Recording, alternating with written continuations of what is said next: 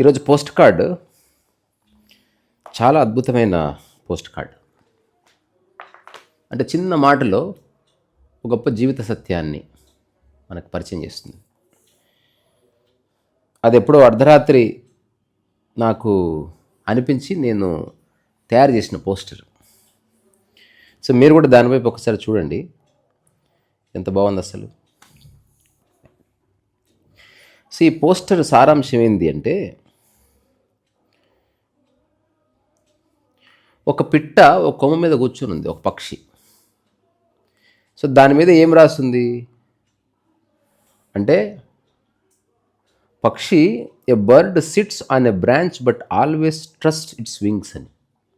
అంటే పక్షి కొమ్మ మీద కూర్చున్నప్పటికీ అది తన రెక్కలనే నమ్ముకుంటుంది.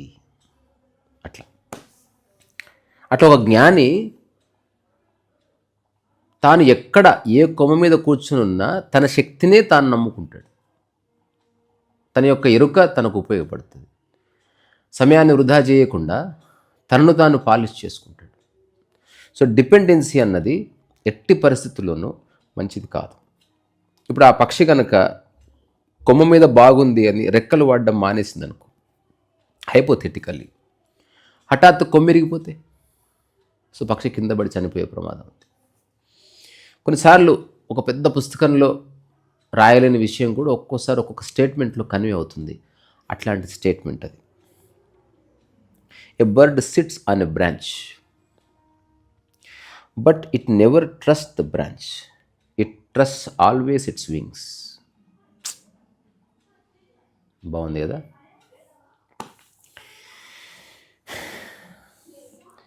చిన్నప్పటి నుంచి మనకు చాలా అవగాహన లేకుండా చెప్పిన మాటలు మనం వాటి నిజం అనుకొని జీవితంలో మనం తీసుకున్న తర్వాత అట్లా నిజం కాదని. పెళ్లి చేసుకో, నీకు ఎవరో ఒకరు తోడు ఉంటారు. అసలు ఎవరు తోడున్నా లేకున్నా బతుకురా, బట్ ఎంజాయ్ ద కంపెనీ అని చెప్తే ఎంత బాగుంటుంది. ఎవరినైనా ఒక ఆధారం చేసుకో, ఒక ఆసరా ఉండాలి, నీకు మనిషి తోడు ఉండాలి. బంగారం పెట్టుకో, ఉపయోగపడుతుంది. అట్లా కాకుండా ఖాళీ సమయాన్ని వృధా చేయకుండా ఏదైనా నేర్చుకొని మనకు ఎవరు చెప్పరు, ఎందుకంటే వాళ్ళు చేయట్లేదు కాబట్టి. కానీ ప్రకృతి మనకేం చెప్తుందంటే, డోంట్ డిపెండ్ అపాన్ ఎనీథింగ్. మనిషి ఆధారపడుతున్నాడు, నీళ్లు కావాలంటే ఒకరికి చెప్తున్నాడు, టీ కావాలి, చెప్పొద్దని కాదు, వాళ్ళు లేకపోతే ఏమైపోతాడు అని. ఎవరిని ఇస్తే తాగు టీ, నువ్వు కూడా చేసుకోవడానికి ప్రిపేర్ అయ్యాడు. కానీ పక్షి ఏం చేస్తుంది, తన ఫుడ్ తాను తెచ్చుకొని తింటుంది. ఒక్కొక్క ఆడుకుంటూ వెళ్ళి ఫుడ్ తినేసి వస్తుంది. ఇండిపెండెంట్గా ఎవరో వచ్చి తనకు పెట్టాలి అని దానికి ఉండదు. అంటే దానికి ఆ మెకానిజం లేదనుకుందాం. ఇప్పుడు జ్ఞానం అంటే అది. నీకు 10 ఏళ్ళు సర్వ్ చేసిన ఒక పూట ఎవరైనా లేకపోతే నువ్వు వెళ్ళి వండుకుని తింటే మనకు. సో పక్షి కొమ్మ మీద కూర్చుని ఉంది. ఒకవేళ హఠాత్తుగా కొమ్మ బలంగా వీచినా అది కొమ్మ మీద కూర్చుని ఎరుకలో ఉంటుంది. ఏమాత్రం కొమ్మ ఇరిగిపోయినా వెళ్ళిపోతుంది. కానీ మనిషి దీనికి తద్విరుద్ధంగా జీవిస్తున్నాడు. మనిషికి జాబ్ మీద నమ్మకం, మనిషికి మనిషి మీద నమ్మకం, మనిషికి మానవ సంబంధాల మీద నమ్మకం, ప్రభుత్వం వస్తుంది, ఉద్యోగం ఇస్తుందని నమ్మకం, మనిషికి ఇట్లా రకరకాల అదృష్టం మీద నమ్మకం, ఉంగారం మీద నమ్మకం, సబ్కాన్షియస్నెస్ మీద నమ్మకం. తన సామర్థ్యం మీద మాత్రం మనిషికి నమ్మకం లేదు. Very strange. మనిషి తన సామర్థ్యాన్ని నమ్ముకోవాలి.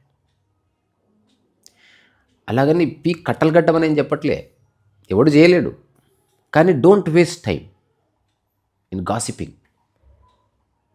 బాధ అయింది, 3-4 రోజులు బాధపడకూడదు. You are wasting your time. అద్భుతమైన లైఫ్ని మనం మిస్ చేసుకుంటున్నాం.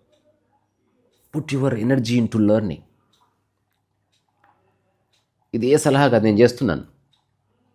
మీరు చేస్తారా చేయరా మీ ఇష్టం. నేను ఓన్లీ విజిల్ బ్లోయర్ని మాత్రమే. సో ఇప్పుడు సమస్య కొమ్మలో లేదు, ఆ కొమ్మ మీద ఆధారపడటంలో ఉందని దాని యొక్క సారం. Don't depend upon it. దాని మీద కూర్చో, గౌరవంగా ఉపయోగించుకో.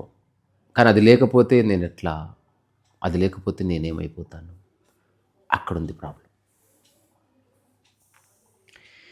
సో మన జీవితంలో ఏదైనా కోల్పోవచ్చు. డబ్బు కోల్పోవచ్చు, ఉద్యోగం కోల్పోవచ్చు, ఒక ఫ్రెండ్ని కోల్పోవచ్చు, ఇల్లును కోల్పోవచ్చు, వ్యాపారాన్ని కోల్పోవచ్చు, నీ మానవ సంబంధాలు కోల్పోవచ్చు. కానీ నీ నుంచి నీ ఆలోచించే శక్తిని ఎవరు తీసుకోలేరు. అది ఎప్పటికి కోల్పోవు. నీ నేర్చుకునే శక్తి ఎప్పటికి పోదు. నీ క్రియేటివిటీ, నీ స్కిల్స్, నీ ఎబిలిటీ టు అండర్స్టాండ్ సంథింగ్, అది ఎప్పటికి పోదు. Skills travel wear money cannot అని ఒక ఓల్డ్ ఫ్రేజ్ ఉంది. అంటే కొన్ని చోట్ల డబ్బు పనిచేయనే చేయదు. ఉదాహరణకు ఒక దేశం పోయో నీ డబ్బు పని చేయదు, భోజనం చేయాలి, అప్పుడు స్కిల్ ఉపయోగపడుతుంది. How to get the food, దౌర్జన్యం కాకుండా ఎలా చెబితే అప్పుడు నీ కమ్యూనికేషన్ స్కిల్స్.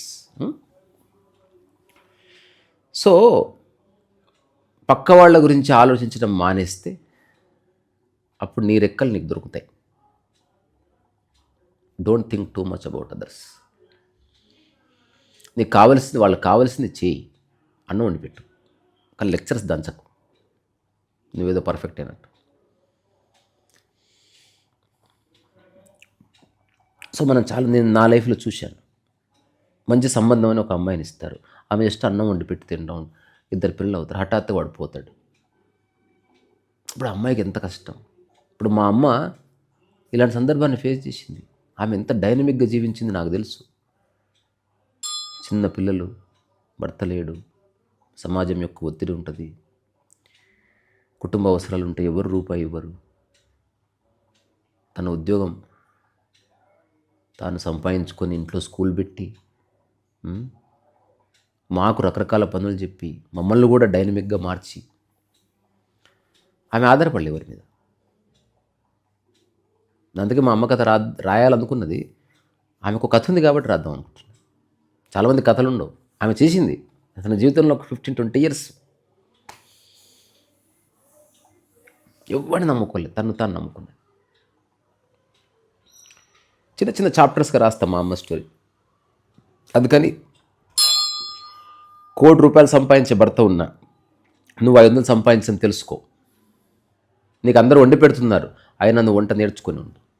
నువ్వు ఎక్కడికి వెళ్ళినా బయట భర్త తీసుకెళ్తున్నాడు కారులో, నువ్వు కూడా డ్రైవింగ్ నేర్చుకొని ఉండు. నీ పనుల కోసం ఎవరెవరో మాట్లాడి తెప్పిస్తున్నారు, నువ్వు కూడా మాట్లాడడం నేర్చుకో. కిరాణా షాప్కి వెళ్ళి ఎవరో తీసుకొస్తున్నారు, నువ్వు ఒకసారి పోయి కిరాణా షాప్లో సామాను కొనుక్కొచ్చుకో.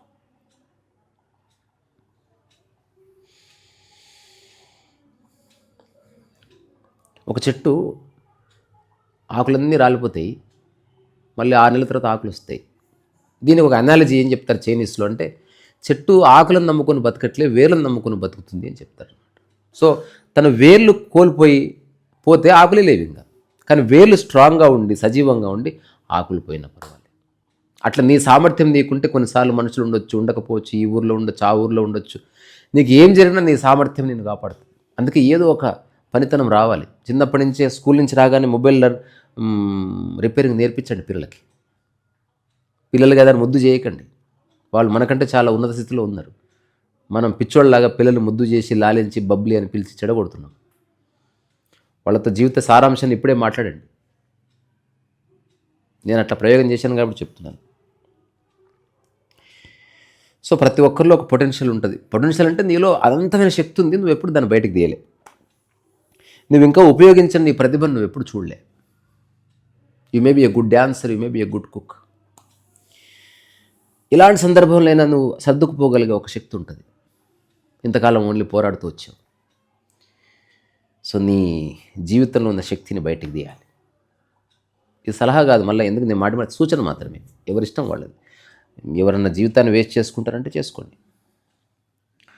సో ప్రపంచం మారుతుంది, ప్రపంచానికి అనుగుణంగా నువ్వు కాంటెంపరీ మైండ్ కలిగి ఉండాలి, ఎగ్జిస్టెన్షియల్ సోల్ కలిగి ఉండాలి. సో అందుకని డబ్బు ఒక్కటే కాదు, డబ్బు కంటే విలువైనది నీకు జీవితం పట్ల అవగాహన, తర్వాత జీవితం వరకు ప్రభుత్వాలు ఉన్నా లేకపోయినా ఎంతో కొంత సంపాదించుకునే శక్తి ఉండాలి. సరే చాలా పెద్దగా లార్జ్ స్కేల్లో చేస్తా, అది వేరు, బట్ స్టిక్ టు ఫండమెంటల్స్. అందుకని సామర్థ్యం, ఒక గురువు శిష్యునితో చెప్తాడు, నీ దగ్గర ఏమున్నాయంటే బంగ్లా ఉంది, కారు ఉంది, భూమి ఉంది అంటే ఒకవేళ ఇవన్నీ పోతే అప్పుడు శిష్యుడు బ్లాంక్ ఫేస్ పెడతాడు. అప్పుడు నిన్ను కాపాడేది అవగాహన పెంచుకో. వీటిని వదిలిపెట్టొద్దు. బంగారం ఉంటే పడేయొద్దు. ఇప్పుడు నాకు కూడా ఒక తులం బంగారం ఉంటే దాచిపెడతాను నేను బ్యాంకులో, అందరికంటే సెక్యూర్గా ట్రై చేస్తాను. దాంతో వ్యామోహం, అటాచ్మెంట్ లేదు. అది ఉపయోగపడితే మంచిదే. ఎవరికైనా అనారోగ్య సమస్య వచ్చింది, నేను కారు కొనాలనుకున్నాను, లేకపోతే ఎగ్జిబిషన్ చేద్దాం అనుకుంటున్నాను, అట్లా. అందుకే నేను ప్రతిరోజు రకరకాల పనులు, నేను భవిష్యత్తులో రోజుకి 10 వీడియోలు పెట్టిన ఆశ్చర్యపోక్కర్లేదు. దాని అర్థం ఐఎమ్ నాట్ వేస్టింగ్ టైం. నాకున్న సమయంలో ఓన్లీ 10% కూడా నేను యూట్యూబ్కి ఇవ్వను. మిగతా నేను పొద్దున పెయింటింగ్ వేసిన, ఇప్పుడు ఒక బుక్ రాస్తున్నా, ఒక ఇంగ్లీష్ పుస్తకం రాద్దామని నిర్ణయించుకున్నా, హ్యాండ్ రిటన్. పుస్తకం పేరు చెప్తాను. అందుకని ఇది ఎక్కువ చెప్పాల్సిన అవసరం లే. ఒక 3 స్టేట్మెంట్స్ ఇస్తే ఆలోచించుకోండి. మనుషులతో ఉండు, ప్రేమించు, కానీ వాళ్ళ మీద ఆధారపడకు, పూర్తిగా ఆధారపడకు. డబ్బు సంపాదించు, కానీ డబ్బుని లక్ష్యంగా చేసుకోకు. ఉద్యోగం చెయ్యి, కానీ ఉద్యోగాన్ని నీ గుర్తింపుగా మార్చుకో. చిన్నవి కదా. అందుకని ఆ పక్షి తెలుసో తెలియకో చేస్తున్నది మనం తెలిసి చేద్దాం. మనం ఉంటున్న ఇల్లు మనం కూర్చున్న కొమ్మ లాంటిది. ఇది పోయినా నీ రెక్కలు నీకు ఉండాలి.